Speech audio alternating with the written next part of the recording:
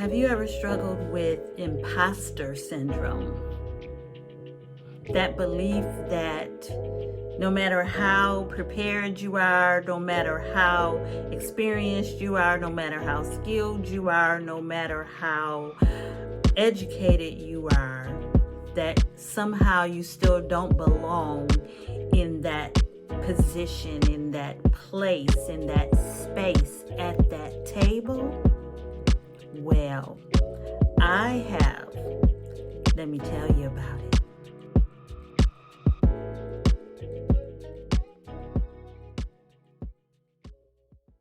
This episode is part 2 of my conversation with our oldest daughter, Gabrielle, as we discussed our individual journeys through overcoming imposter syndrome.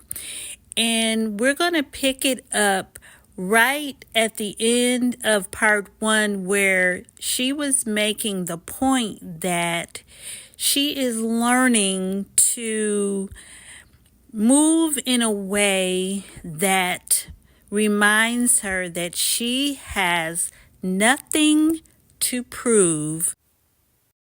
Again, coming back to there's nothing to prove, which is not necessarily easy. Some people it's easy for. Some people like, y'all gonna get what y'all get and that's it. But like you said, however you were brought up, whatever that looks like. So that's really just been my intention for on my birthday. That was what I said would be the theme of, I mean, hopefully the rest of my life, but especially this year of like nothing to prove. Yeah, So every time I feel like I got to earn something, I got to, not that you don't put no time in, not that you don't, that's not it either, but the yeah, inherent core of who you are, like there's nothing to prove. yeah. So true. No, I definitely have had bosses who um used my perfectionism against me as a way to keep me feeling like I needed to work harder and harder and harder and Yeah. harder. Yeah. Um and I realized, okay, if I keel over and die right here, y'all gonna step over my body, move me out the way, put somebody else in that spot, and the train gonna keep rolling. And they're gonna talk about all the stuff you didn't get done Yeah. before you Yes. So true. So true. She ain't even finished them notes from that meeting. That's right. That's right. No, it's true. It is really true. It was something else you said, and it made me think of something. Um, as Black women, oh, I know. So also for me, it was when we talk about in the workspace, the fear of not having a job and not having Yeah. an income, you know? And so, Yeah. but as we know, I turned 60 a few months ago, and Yay. not only that, not only that, but even quitting my last job helped me to realize that I cannot sell my value and worth for a paycheck. Mm. I I I just can't. I cannot. I am worth more than that. Mhm. Um and just being able to come to that understanding and know that all money ain't good money. Yeah. And if I'm gonna end up with you know, high blood pressure and, on medication for my nerves and Yeah. and all these things, heart attacks and all these things, because I'm dealing with so much stress and dysfunction, because I'm afraid of losing this paycheck, it's not Yeah. worth it. It's not worth Right. it. Right. So that's also Yeah. to come into a place of knowing our value and our worth. Hmm. Yeah. Yeah. Yeah. And I think also like, because again, you know, now all your kids are grown, but when Mm, we was little, you know, if you had to do something to survive, you know, make sure we was taken care of, you would have. yes, But absolutely. I think to that point of like, but not always being in that survival mode. Mhm. Okay, you went back to school, you did whatever to, you know, so that we wouldn't Mhm. always be in those spaces. So even having that mindset of like, you know, there's got to be something more. Again, like we were saying, like sometimes, you know, you might not have felt like you deserve or, you know, qualify for whatever position.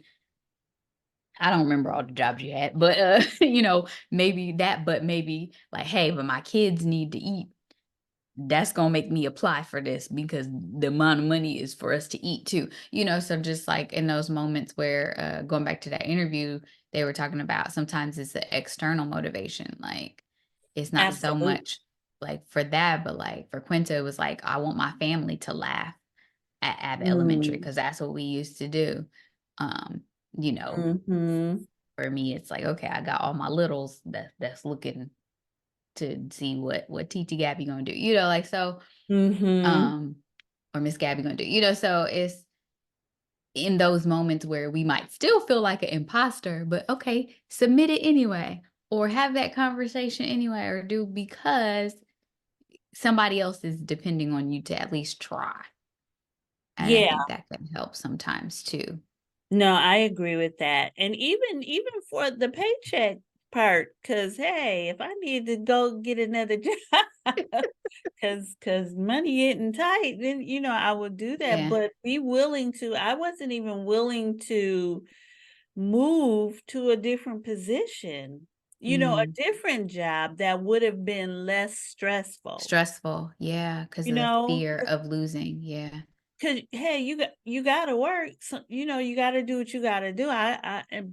But do you value yourself enough to say that it's gotta be a better job than this? There's gotta Yeah. be a healthier environment than Environment. this. Yeah.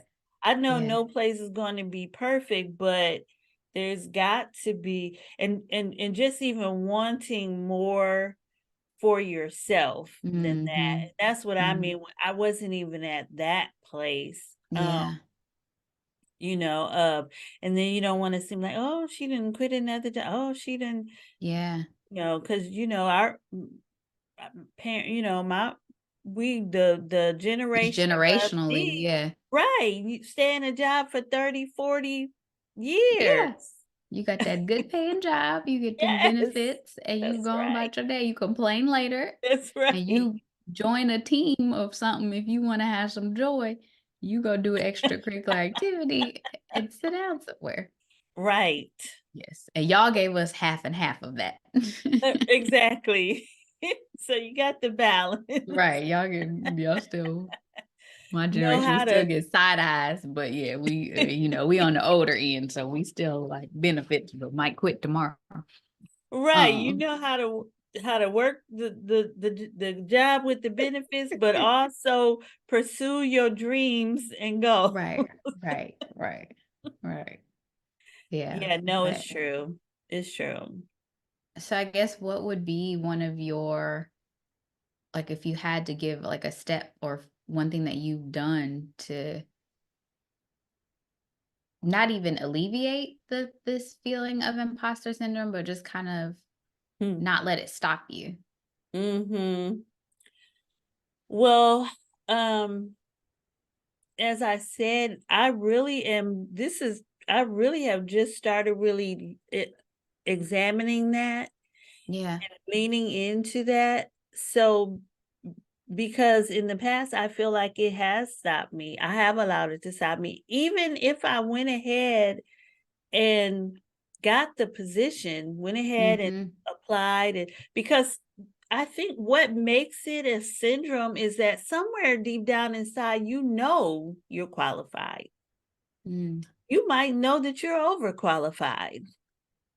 but you know that you can not only do it, but you can do it well, and you Yeah. can excel at it. So even though I even may have, overcome those fears and still stepped into it, I would allow it to hinder me in the position. I see what you're And that saying. that is just mental agony, mental and emotional agony. So for me, I think the first step is where I am now, is addressing it. Mm-hmm. It's addressing it, taking the time to lean into it and really address it, because then what that does is that puts it in the forefront of my mind. So now I'm Right. aware of it. Yeah, that's what I was gonna say. The self-awareness is Mhm. always the first part. Yeah. Yep. So now when I see it show up, I can confront it and say, Mm-hmm. no, Yeah. no, I am not an imposter. Mm-hmm. Yep. Yeah. No, I think that's what I would say too, because the self-awareness is where you start. Okay, what do I think about my value? Forget money, just in life. What do I believe I deserve? What do Yeah. I, da da da da. And then from the Yep. self-awareness, then you can move to the self-management of calling Yeah. yourself out, helping your building accountability, talking Exactly. about it in therapy, applying anyway. Yeah. And Yeah. us, you as a licensed professional counselor, and me as a trauma recovery coach, um, self-awareness is key for Yeah. us. Is Yeah. is is to me, that's always the starting point. Yeah, yeah, but I remember this, all this stuff popping up, but like one of my Mhm. career counselors when I was in grad school for school counseling, and she was from Peru, but she taught our career counseling class, and it was one of the best classes ever. And she was like, career, she said, that show your career choices, all that stuff, that tells you everything you need to know about yourself. And she would talk about her clients and how she would help them. You think this career is whatever. No, we backing it up to how you got here in the first place. And she was talking about how many people like switch careers afterwards or ask for that raise or things like that. So it's just interesting how, and she was like, you know, coming from Peru, she was just like, here y'all are the only people that are defined by your career. You introduce yourself with your career. She's like, that, huh? What type of Wow. person are you? What do you enjoy? Like, what? Huh? So just all of those pieces coming back, and again, we're just talking about career here, but I wonder what is it to get curious about the other places that being, this idea of imposter syndrome has shown up, and then Yep. liberating ourselves in those areas as well. Absolutely. Yeah. Well, I've looked at it in career, looked at it in religion, looked at Mhm. it and even just not even even just my purpose, ministry, and Yeah. my purpose and fulfilling my purpose. I'm sure that I have felt like an imposter as a wife, Mm. um, as a friend, Mhm. just in every area. Mhm. Yeah.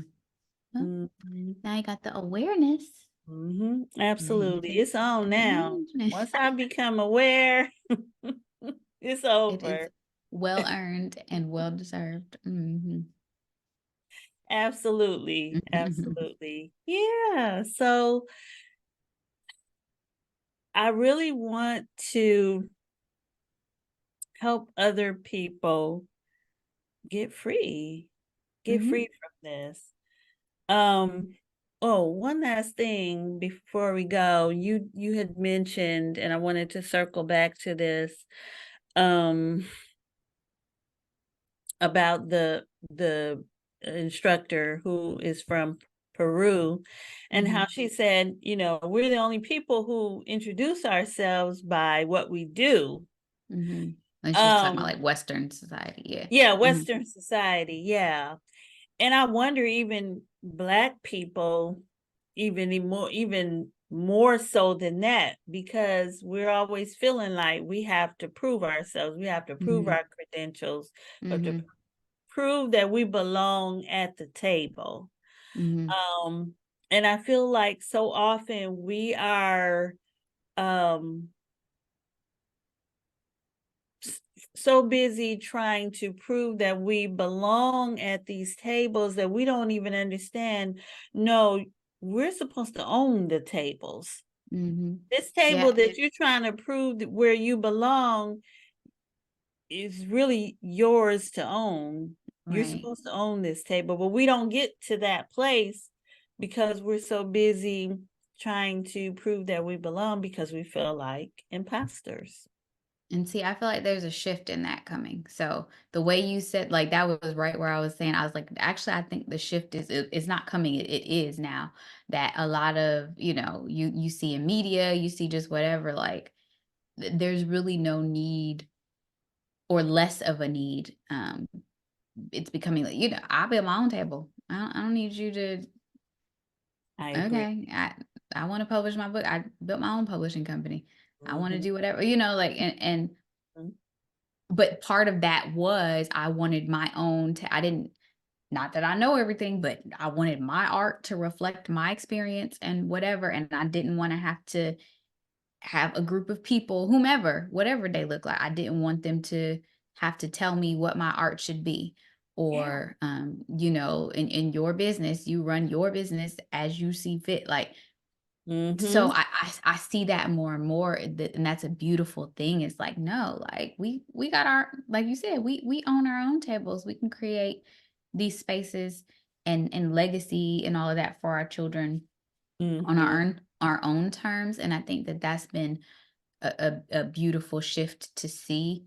Mhm. And I'm speaking this from like 36. So like seeing when I was younger, like you said, the traditional, and these are the jobs that you're supposed to have, and these are, and you better play this game like this and do this on, so you can get here, to like Mhm. now it's like now stuff I don't listen, you be on TikTok and have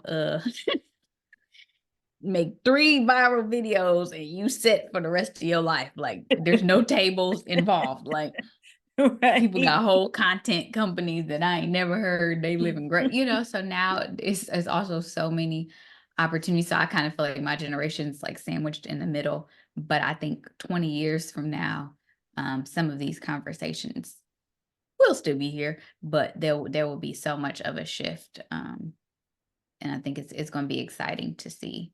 And ain't no imposter syndrome, because these kids been famous and having YouTube channels since they was 2. So what Right. you mean I don't qualify? Like, so some of that, it's like it won't even be a factor, because I don't need you to give me a job. I just can create my own in 10 minutes. So Mhm. it'll be interesting to see. No, I agree. I agree with that. I was thinking the same thing even as I was saying it, like, because I was just thinking of all the entrepreneurs that we're seeing, Mm-hmm. um, Yeah.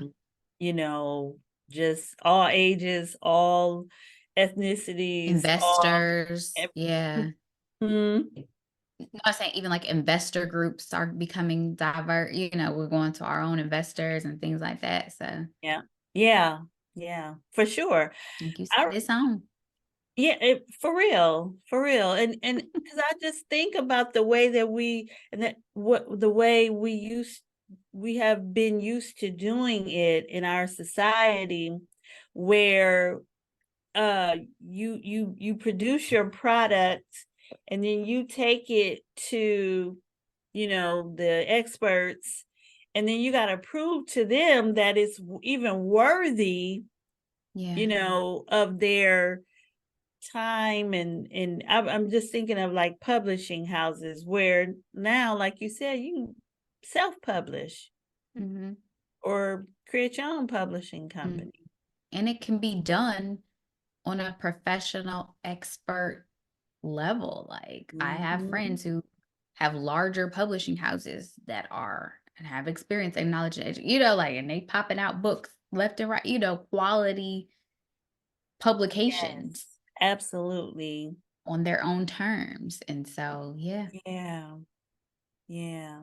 Wow. But again, all that, step one is the awareness of what type of life do you feel like you deserve? Are you willing to do what it takes to get there? Mm-hmm. And when you free yourself from that space, what is it to see the others that are liberated? And you may never see who you liberated. They don't Mm-hmm. know I watched that interview and we talking about it Mm-hmm. now. Right. But that spoke to me. So Yeah. Yeah. Yeah, for sure. And have you examined where it came from? mhm, What sort of was the origins of it? 'Cause mm, you know me, I'm all about let's take it back to the beginning where it came from and then how it shows up. How has it been mm, showing up? Because if you mhm, know where it came from, you can address it at the source mhm. and you can say, okay, I've been looking at it this way, and then you can just reverse course and look at it the opposite way. Right, right. And it might take time and Mm, support, but like you said, at least you got a direction to go in. yeah. Yep. Well, all right, Miss, I am not an imposter. I love that. Mm-mm. I have thought you were magical from day one. So Mm-mm. Thanks, mommy. I knew you would be doing all the things that you're Mm. doing. And so yeah, that makes me very happy from your first book that you wrote and we submitted it to the contest and Right. so And you knew I I was was like, always see, team Gab. you knew that I didn't always know it, but you knew it. So I Absolutely. appreciate that, mother. From, when you won your first oratorical contest and Mm. what was the other thing when I made you your little business cards because you were Oh yeah. doing I was a the conflict mediator the and it was conflict very mediation serious. at in elementary school Yes, it was or very was it junior serious. high school? It was elementary school. We would Elementary go school. back into yes, I had a script. I think I still have that. Yeah. Yeah, So, but again, that speaks to someone, speaking into your life or seeing more in you than you necessarily see at the time. Like I've yeah. had to go back to those moments and remember, like, oh wait, that was me too. As Yes. life has, Yes. This has those always been experience. you. Yeah. Yeah, yeah. And again, what I know my own personal playing it big versus, playing it medium, small, like the outside world may not know that, but you know how Mhm. you're showing it and how that's Mhm. impacting you. So, but yeah, no, thank you for giving me those opportunities and seeing that and cultivating that in me as a child, of which maybe it didn't click back then, but Mhm. as an adult, then I've been able to go back and remind myself of those experiences. Yeah, I think and we'll close with this, but I think that's what makes me sad Mm, is that as, children, we have this healthy curiosity, but mhm, also just a natural way of flowing as who mhm, we are. And then, until life comes and people come and start beating you down and telling you you can't be that mhm. or Or it's you're not wrong, that or it's or yeah, you're not. yeah. Who are you to think you're that? Yeah, Yes, that is I think probably the saddest part to me. yeah, and that everyone doesn't have that experience. Some people, for the most part, didn't have that, and they True. might be looked at like, "Who So you true. think you are?" So, but yeah, I agree. You, you don't know until you know, but Yeah. to be grateful to then have support to remind you who you are when Yeah. you forget. So whether that's a Yes. group of friends, whether that's family, coworkers, different times of life. I think that's my hope is that Yeah. whether it's one person that can remind you or looking back at a picture to remind, whomever, like, okay, this is who you are. You know. Mm-hmm. And then Yeah. you make the connection of what is causing me to not be able to connect to what they're saying to me Yeah, where was the about disconnect? me. Yeah. Mm-hmm. Yeah. And addressing that. Yeah. All right. Such a great conversation. So I hope you have enjoyed and been enriched by the conversation, because I feel like even when we just talk about things, we bring them into the light. We bring them from the non-conscious into the conscious, and then we can turn them into actions. So until next time, take care.